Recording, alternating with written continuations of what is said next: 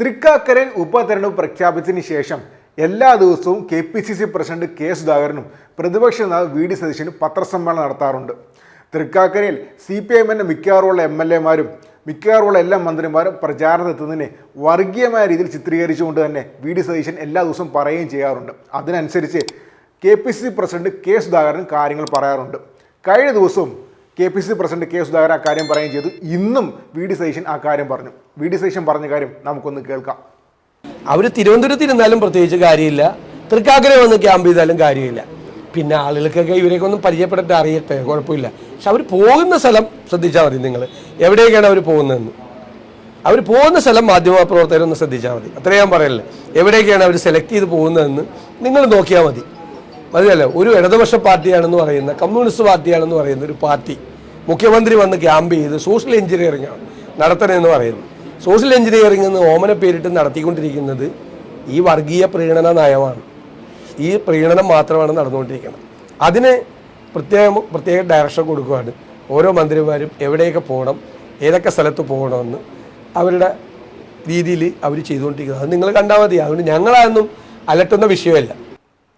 പ്രതിപക്ഷ നേതാവ് V D Satheesan പറഞ്ഞ ഈ കാര്യം KPCC പ്രസിഡന്റ് കെ സുധാകരൻ ആവർത്തിക്കാറുണ്ട്. മുഖ്യമന്ത്രിക്കെതിരായ അശ്ലീല പരാമർശം കഴിഞ്ഞ ദിവസം നടത്തിയതിനു ശേഷം കെ സുധാകരൻ ഇതുവരെ മാധ്യമങ്ങളെ കണ്ടിട്ടില്ല. അതുകൊണ്ട് തന്നെ ഇതിൻ്റെ ആവർത്തനം ഇന്നുണ്ടായില്ല. കഴിഞ്ഞ ദിവസം ഏറ്റവും അവസാനം മാധ്യമങ്ങൾ കണ്ടപ്പോൾ KPCC പ്രസിഡന്റ് കെ സുധാകരൻ പറഞ്ഞ കാര്യം നമുക്കൊന്ന് കേൾക്കാം. പ്രതിപക്ഷ നേതാവ് ആരോപണമല്ല, അത് വസ്തുതയാണ്. നിങ്ങൾ ഓരോ ഏരിയക്ക് കൊടുത്തിരിക്കുന്ന ചാർജ് നേതാവിനെ പരിശോധിക്കുക. ഓരോ നേതാവിനും ഓരോ പ്രദേശം കൊടുത്തിട്ടുണ്ട്. ആ പ്രദേശത്തേക്ക് കൊടുത്തിരിക്കുന്ന നേതാവ് ആരെന്ന് പരിശോധിക്കുക. മുസ്ലിം കമ്മ്യൂണിറ്റിയുള്ളടുത്ത് മുസ്ലിമാണ്, ക്രിസ്ത്യൻ കമ്മ്യൂണിറ്റിയുള്ളടുത്ത് ക്രിസ്ത്യനാണ്, ഹിന്ദു കമ്മ്യൂണിറ്റിയുള്ളത് ഹിന്ദുവാണ്. അപ്പോൾ കാസ്റ്റ് നോക്കാണ്ടും കാസ്റ്റ് കളിക്കാതെയും കാസ്റ്റ് ഉപയോഗിക്കാതെയാണോ അവർ ചെയ്യുന്നത്? എന്ത് തരം താണ പ്രചരണം നടത്തിയും വോട്ട് പിടിക്കുക എന്താണ് അവരുടെ ലക്ഷ്യം? KPCC പ്രസിഡന്റ് കെ സുധാകരനും പ്രതിപക്ഷ നേതാവ് വി ഡി സതീശനും പറയുന്നത് എന്തെന്നാൽ CPIM പ്രചാരണ ചുമതല വിഭജിച്ച് നൽകിയിരിക്കുന്നത് ജാതിയുടെയും മതത്തിൻ്റെയും പേരിലാണെന്നാണ്. അതിനനുസരിച്ചാണ് ഓരോ MLA മാരും ഓരോ മന്ത്രിമാരും ഓരോ CPIM നേതാക്കളും തൃക്കാക്കരയിൽ പ്രചാരണം നടത്തുന്നതെന്നാണ്. എന്നാൽ അപ്പോൾ ശ്രദ്ധിക്കേണ്ട ഒരു കാര്യമുണ്ട്. UDF തൃക്കാക്കരയിലെ സ്ഥാനാർത്ഥിയായ ഉമാ തോമസിൻ്റെ ഒഫീഷ്യൽ പേജിലെ ഒരു ഫേസ്ബുക്ക് പോസ്റ്റിലേക്ക് നമുക്ക് ശ്രദ്ധയൊന്ന് കൊണ്ടുപോകാം. ആ പോസ്റ്റ് ഞാനൊന്ന് വായിക്കാം. ഉമാ തോമസിൻ്റെ 2 ദിവസം മുന്നത്തെ പോസ്റ്റാണ്.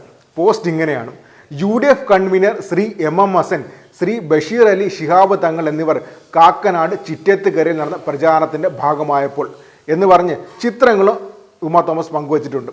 ചിറ്റേത്തുകര എന്ന് വെച്ചാൽ തൃക്കാക്കര മുനിസിപ്പാലിറ്റിയിലെ ഒരു വാർഡാണ്.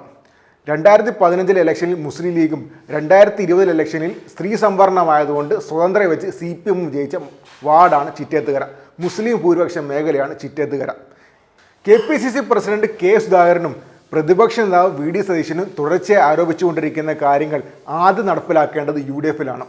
അത്രയ്ക്ക് നിർബന്ധമാണെങ്കിൽ ചിറ്റേത്തുകരയിൽ ആദ്യം പ്രചാരണത്തിന് കൊണ്ടുപോകേണ്ടിരുന്നത് യൂത്ത് കോൺഗ്രസ് സംസ്ഥാന വൈസ് പ്രസിഡന്റായ KS ശബരിനാഥനെയായിരുന്നു, അല്ലാതെ മുസ്ലിം ലീഗിൻ്റെ നേതാവിനെയോ അല്ലെ UDF കൺവീനറായ MM ഹസനെയോ അല്ല.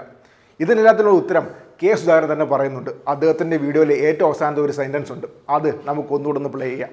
അതാണ് ഇതിൻ്റെ ഏറ്റവും വലിയ ഉത്തരം. UDF എന്തുകൊണ്ട് ഇത്തരം വർഗീയ പ്രീണനം അല്ലെങ്കിൽ ഇത്ര വർഗീയവൽക്കരിച്ചുകൊണ്ട് പ്രചാരണം എന്തുകൊണ്ട് നടത്തുന്നു എന്നതിന് ഏറ്റവും വലിയ ഉദാഹരണം കെ സുധാകരൻ തന്നെ പറയുന്നുണ്ട്. എന്ത് തരം താണ പ്രചരണം നടത്തിയും വോട്ട് പിടിക്കുക എന്താണ് അവരുടെ ലക്ഷ്യം?